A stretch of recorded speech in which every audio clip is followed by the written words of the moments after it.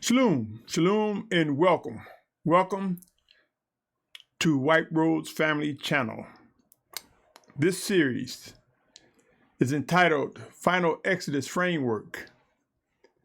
My brothers and sisters, I'm going to go through this somewhat briefly, but this segment here, this third installment of Final Exodus Framework, is to give you an idea. If you are new to this walk, if you are one that has been pursuing set-apartness and found yourself going astray by erroneous mores teachers, pastors, priests, bishops, people who may have steered you wrong, and you discovered that it's time for you to step away, let's step back and look at the framework for Yashar'al. And I say Final Exodus Framework because we have entered into the preparation stage for the great and final exodus of those in captivity back to the promised land. And as this process begins to culminate or come together, my brothers and sisters, we will witness that there will be martyrs for Yahusha's name. There will be those left behind. There will be those who are loved ones who may be in disbelief, unbelieving. There will be those who will be left behind, and there will be those gathered. There will be a great multitude, along with 144,000. I can say it vice versa, 144,000 Hebrews, 12,000 from each of the 12 tribes mentioned in Revelation 7 chapter. And there will be a great multitude of many nations, kindreds, and tongues. So from black to white and in between, there'll be a diverse group, millions of people in this final exodus. There will be many killed for Yahusha's name. With that said, Yashar'al, let's just go through a framework of understanding this set-apart nation. There are beginnings. Why do I say beginnings? Because it all begins with the Almighty Father Yahuah drawing us to Yahusha Mashyach, as written in John 6:44. So there's the drawing power of the Almighty Father, and we seek to identify what that is. That is our beginnings. And if we begin to inquire or ask questions about what's going on, what is this the beginning about, we see this book known as the Scriptures, commonly known to many as the Bible. And it gives us two instances where it talks about in the beginning, in Genesis and in John. And I say to you, my brothers and sisters, these beginnings require us to adhere, to pay attention to instructions and guard them. So much so that it is written that we have the armor of the Almighty Father. This book of instructions require actions, but it also requires discerning the voice of the Spirit of Yahuah, sent in Yahusha's name. And as we begin to read this book, we will see that there was a reset, so to speak. When we come, we see the beginnings with Adam and Eve. We see the fall of man. And then we see the story of Noah. Now, I'm just giving you some framework, some frame references, some major contributing factors to this set-apart life. We see the story of Noah after Adam and Eve. Later on, we see where man was so wicked that there was a reset. There was a renewing, so to speak. We see a flood, a massive flood, where all was killed except for Noah and his family and those that were on the ark. It was a reset, a renewal, so to speak, my brothers and sisters. And then if you search the Scriptures, you will see that not only is there a renewal, it goes on and proceed. We move forward. And Noah's children began to procreate, spread out, grow.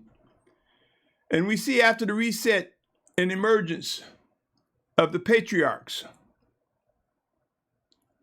Abraham. We'll read about Abraham. We'll read about Isaac. We'll read about Jacob, also known as Yaakov. So there are patriarchs identified. And I'm taking you through a framework of the scriptures. Then we see in Genesis also a deliverer emerges. We read about the story of Yosef and how Yashar'al came into captivity. And we read about a deliverer, Moses, used by the hand of the Almighty Father to deliver his children out of captivity, out of bondage,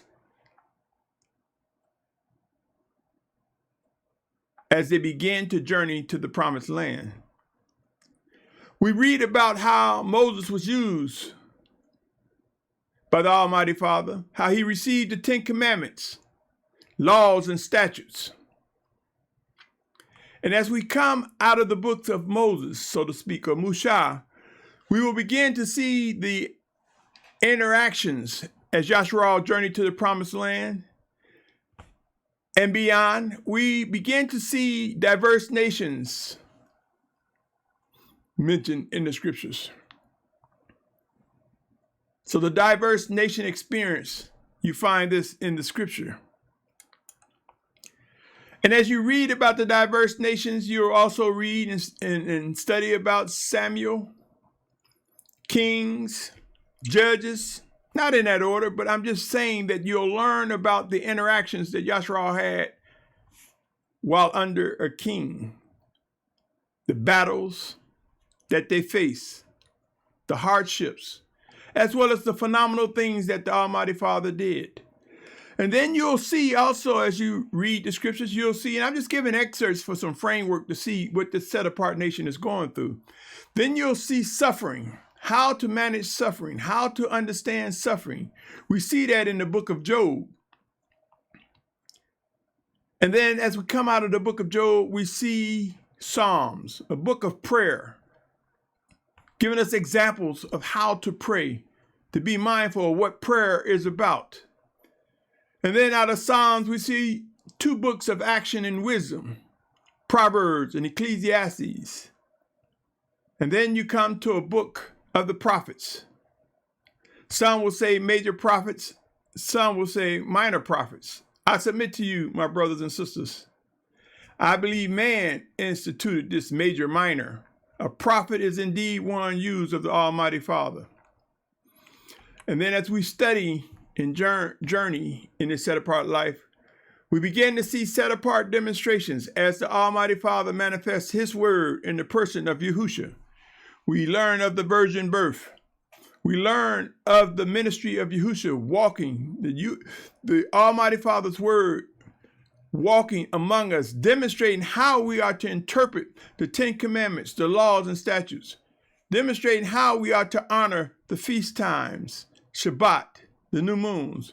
Yahusha Mashyach demonstrated all that was necessary for us to know that the Almighty Father has instituted and executed a plan for our salvation, for our restoration and fellowship with him. So you have the books of the good news, Matthew, Mark, Luke, and John. And so you see in these books demonstrations of how we are to interpret, how we are to walk into the Spirit, how we are to engage the Father, what is right. We see where the Mashyach demonstrated discernment, how things can be revealed that are not seen. We see in these books miracles. We see the sacrifice and resurrection, set-apart demonstrations. And then we move into Acts, and then the various letters, teachings, doctrines, built on what Yahusha spoke of, built on what the prophets spoke of, built on what the Almighty Father demonstrated in his communications to his people, the teachings. And then we come to Revelation, where it brings us to an end in these earthen vessels in Judgment Day. Set apart nation. Through all the centuries, we are going through much, but there will be restoration. My brothers and sisters, beginnings and reset, what I mentioned. Let me take a moment and read what I have on here. In the beginning, The Almighty One created the heavens and the earth. That's Genesis 1:1. But also in John 1:1, it says, in the beginning was the Word, and the Word was with the Almighty One, and the Word was the Almighty One. And 1:2, he was in the beginning with the Almighty One. This was John 1:1 and 1:2. Going back to Genesis, 6th chapter, verse 13. And the Almighty One said to Noah, the end of all flesh have come before me, and the earth is filled with the earth is filled with violence through them. And see, I am going to destroy them from the earth. And the Almighty One spoke to Noah, saying, this is the 15th verse, go out of the ark, you and your wife, and your sons' wives with you. I wanted to share with you when Almighty Father said he's going to destroy the earth. And then I'm sharing with you how they that were on the ark came to a point where they exited the ark, the reset. So beginnings and the reset, my brothers and sisters, for you to understand what is happening. And then patriarchs identified. I want to share some things. Now, I'm basically taking myself off the camera purposely so I don't be leaning all close to the screen trying to read. Now, sure, there are other ways to do it, but this is what I'm doing in case you wonder why the screen is blacking out. If you come with me to Genesis 17th chapter, verse 3 through 6, we see, and Abraham fell on his face, and the Almighty One spoke with him, saying, as for me, look, my covenant is with you, and you shall become a father of many nations, and no longer is your name called Abram, but your name shall be Abraham, because I shall make you a father of many nations, and I shall make you exceedingly fruitful, and make nations of you, and sovereigns shall come from you. My brothers and sisters, as we are awakening, the truth is coming out, how we were scattered among the face of the earth, how we were as sovereigns, as kings in some cases, in many cases. We learn how the patriarch Abraham came to be. Genesis 21:3, and Abraham called the name of his son that was born unto him, whom Sarah bare him, Isaac. And then if you jump to Genesis 32:28, he said, your name is no longer Yaakov, but Yashar'al, because you have striven with the Almighty One and with men and have overcome. My brothers and sisters, in this framework, I merely want to bring your attention to Abraham, Isaac, or Yitzhak, Yaakov, whose name was changed to Yashar'al, commonly known as Jacob, and how the name Israel came to be, as most will say it and recognize it. So the patriarchs, we have the patriarchs. My brothers and sisters, the deliverer, Moses, 10 commandments, laws, and statutes. I want to bring your attention to Exodus, and let me read it. Exodus 3:7 through 10. And Yahuah said, I have indeed seen the oppression of my people who are in Mizraim, and have heard their cry because of their slave drivers, for I know their sorrows. I have come down to deliver them from the hand of the Mizraites and bring them up from that land to a good and spacious land, to a land flowing with milk and honey, to the place of the Canaanites and Hittites and the Amorites and the Perizzites and the Hivites and the Jebusites. And now see, the cry of the children of Yashar'al has come to me, and I have also seen the oppression with which the Mizraites oppressed them. And now I come, and I am sending you to Pharaoh to bring my people, the children of Yashar'al, out of Mizraim. I just wanted to give you an excerpt of how Moses received his beginning instructions on what it is that he must do and did.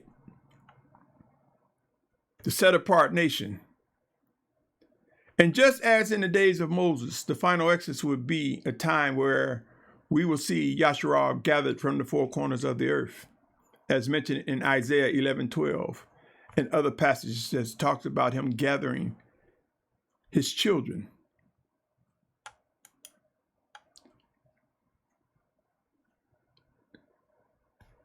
If you study, you will find that Yashar'al encountered many different nations.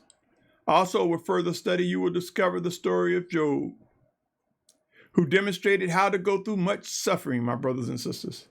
Additionally, with continued reading, we discover Psalms, Proverbs, and Ecclesiastics, providing words of influence as it relates to prayer, action, and wisdom, of which I mentioned earlier. Yashar'al, O Yashar'al, prophets are individuals used by the Almighty Father to speak to his children, to speak to kings, to speak to the living. Prophets exist, and though today many do not talk about it or want to ask what is a true prophet, there are many who take the label and say that they are prophets. But for such a time as this, who is providing instructions and warnings? Who's providing messages from the Almighty Father to prepare Yashar'al for what is to come and what is unfolding? Where are the prophets who are speaking the things that are not seen yet, but all of a sudden we begin to see these things materialize? Set apart demonstrations from the Spirit of Yahusha. Where are the set apart demonstrations that we need to witness now for the building up of Yashar'al? The teachings of Yahusha, understanding how to rightly divide his word. The teachings as Yahusha's spirit, the Spirit of Yahuah, worked through Shalum and others, and many others between Shaul and even now. Set apart demonstrations, teachings. These things are important for the coming together, for the final exodus, for the understanding of this set apart life. Yashar'al, I say to you, discover the life in the scriptures, the framework. Understand the journey. Understand what builds a nation. I just wanted to present some things to you, my brothers and sisters, from beginning to end, and even coming up as I speak, for the end is unfolding. You might say, okay, well, this is just one of those where he's just ranting. That is your choice. Know the dynamics of who we are and what is expected of us. I say often, discover the life in the scriptures, because we can read the text and people's comprehension is different. Somebody will read and get one thing, somebody read, get something else, somebody say, no, that's not what it says. When we read and get different things that can join hands and link together, then it is as the fountain flowing with like rivers of water. But when we read and they contradict, they collide, they create confusion, someone is wrong. It is so important that we discern the life in the scriptures that we may be able to respond according to the Almighty Father's living directions. This is a time, O Yashar'al, where discernment, discovering the presence of the Almighty Father, discovering the Spirit of Yahuah sent in Yahusha's name as our comforter, our teacher, and our guide. How the text, when made alive, and the actions and orders that we're given as we are quickened by the Spirit of Yahuah come together and verify and confirm this path, this journey. Yashar'al, O Yashar'al, the framework presented represent a brief presentation of our set-apart journey. A set-apart nation, Yashar'al, will rise. The true Hebrew Abrahyms must be acknowledged and will be and are in this great awakening. But there will be sojourners with us. There will be those who will come, who seek to do the will of the Almighty Father, who will come and join us. We will see the power and might of the word made alive, with Hebrews and Gentiles being grafted together as one under the banner of Yashar'al. Sure, the 12 tribes of Yashar'al will be identified. They will fulfill what is written. And upon fulfilling that, they will come together. We will witness a coming together of one set-apart nation. The final exodus will come to be. We will not be beamed at the blink of an eye. It will not just happen overnight. What you are witnessing now as end times ramp up, as extreme humbling times unfold, you are witnessing the refining process, the discipline process that the Almighty Father laid out. And whether or not you realize it, we are witnessing the Almighty Father exact vengeance as he promised. And things will get extraordinarily intense. And we will see the wrath of the Almighty Father be executed. And it is not meant for us to stay in one place and stay where we are forever. Yashar'al, movement come. All that is described in the tribulation requires movement. All that is described in end times, such as earthquakes in diverse places, wars and rumors of wars, famine and pestilence. There's so much that will cause movement. But for Yashar'al, we are not to worry. Let us not seek to protect these earthen vessels. Let us be prepared to lose our life for Yahusha's sake. But there are things that must be done. In order for them to be done, these earthen vessels for some must be physically functioning and alive.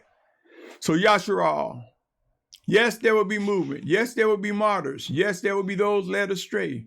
All that the scriptures speak of is real and is happening. But make no mistake, it's not about a if, a might, or a maybe. The promises of the Almighty Father are being fulfilled, and there's much more to come, O Yashar'al. Pray, my brothers and sisters. There's so much to say, so much to do.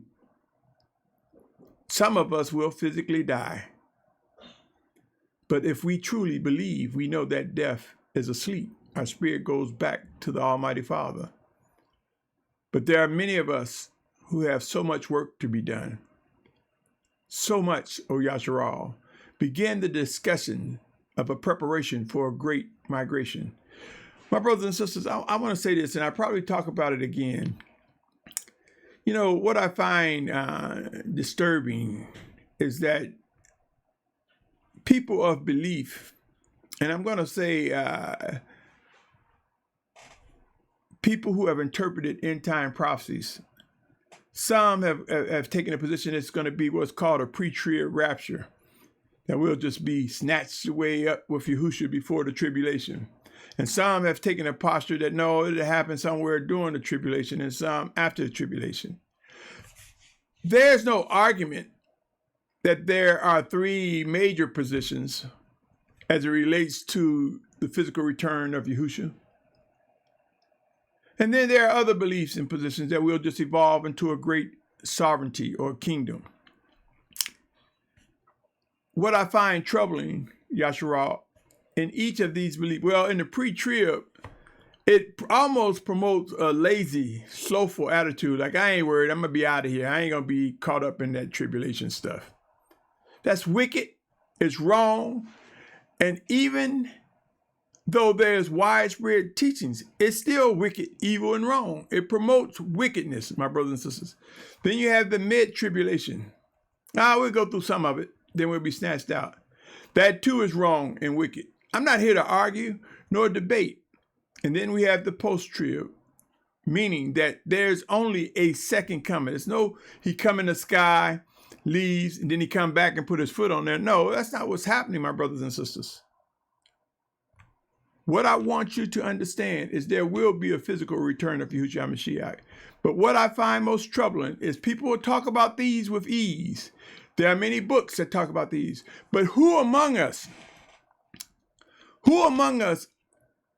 provides the instruction of what we're supposed to do going into this tribulation period?